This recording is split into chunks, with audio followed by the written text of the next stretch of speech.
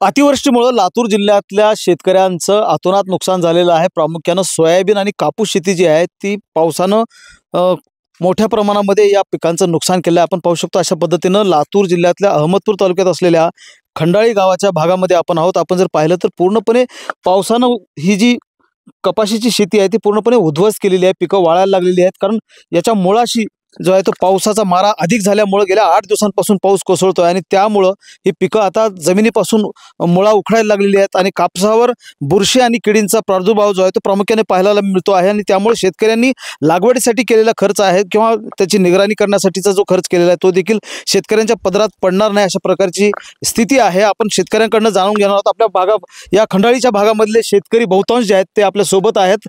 2250 हेक्टरचा हा खंडाळीचा परिसर आहे आणि या परिसरातल्या बहुतांश शेतकऱ्यांचं सोयाबीन आणि कपाशीची शेती जी आहे ती पावसानं नुकसान झालेलं आहे। मला सांगा काय स्थिती आहे भागातल्या शेतकऱ्यांची? ओएसिस फर्टिलिटीच्या तज्ञांनी IVF उपचार पद्धतीद्वारे 1 लाखांहून अधिक जोडप्यांना मातृत्व प्राप्तीचा आनंद दिला आहे।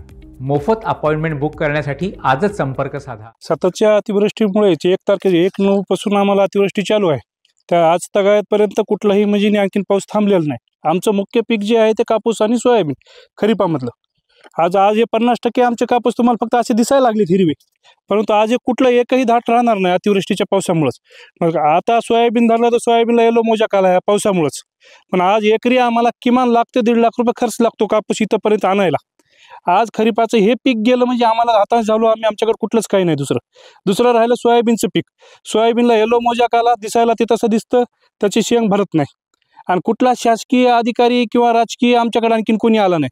आणि उलट सांगितलं जातं की खंडाळीला अतिवृष्टी नाही। मग ही अतिवृष्टी नाही ते शेतकऱ्यांचं नुकसान केलं नाही आमच्या, जे आहे ते प्रत्यक्षात तुम्ही बघतात आणि तुमच्या समोर दाखवतोय। आमचा हे जे आता कापूस पीक आहे ह्या कापसाला जर बघितलं तर खाली काहीच राहिलं नाही। आज याला तयार करायला आम्हाला एकरी 1.5 ते 2 लाख रुपये खर्च लागतो। आता हे बोंड गळून गेल्याच्या नंतर आम्ही काय घ्यायचं? आमची सर्वांची शेतकऱ्याची एकच मागणी आहे, किमान आम्हाला 50,000 रुपये हेक्टरी न पंचनामा करता सरसकट सर्व शेतकऱ्याला मदत लवकरात लवकर जाहीर करण्यात यावी। म्हणजे 8 दिवस झाले सतत पाऊस कोसळतोय आणि त्यामुळे शेतामध्ये पाणीच पाणी आहे, चिखल आहे आणि मुळासकट ही जी कपाशीची पिकं आहेत ती उखडायला लागली आहेत आणि पूर्णपणे बोंड जी आहेत त्याची फुलं जी आहेत ते गळून जायला लागली आहेत। मला सांगा ही तुमची किती एकर शेती आहे? 10 एकर आहे शेती माझी। पौळ बालासाहेब माधवराव पौळ बोलतो मी। माझी 10 एकर शेती आहे। पूर्ण पार झाले, आता काही बी शिल्लक नाही ह्याच्यामध्ये। पूर्ण म्हणजे काय पाण्यामुळे सतत पाऊस आहे रोज। किती खर्च आला होता लागवडीसाठी? 1.25 लाख रुपये माझा एकरी खर्च आहे। एकरी खर्च असून काही 0 बजेट मध्ये आहे, आज काही बी नाही खर्च। म्हणजे आता ह्याला फवारणी करून वगैरे काय आता लागेल? काहीच लागणार नाही। काही बी करा तुम्ही, जरूर दर दिवस वाढत चाललंय ते।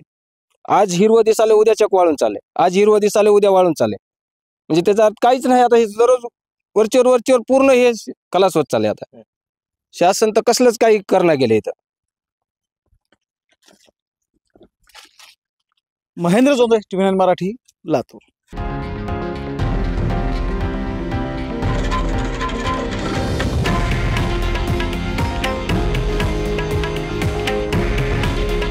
हे आहे देशातील नंबर 1 न्यूज नेटवर्क आणि आपण पाहत आहात TV9 मराठी। काळजी तुमची, हित महाराष्ट्राचं।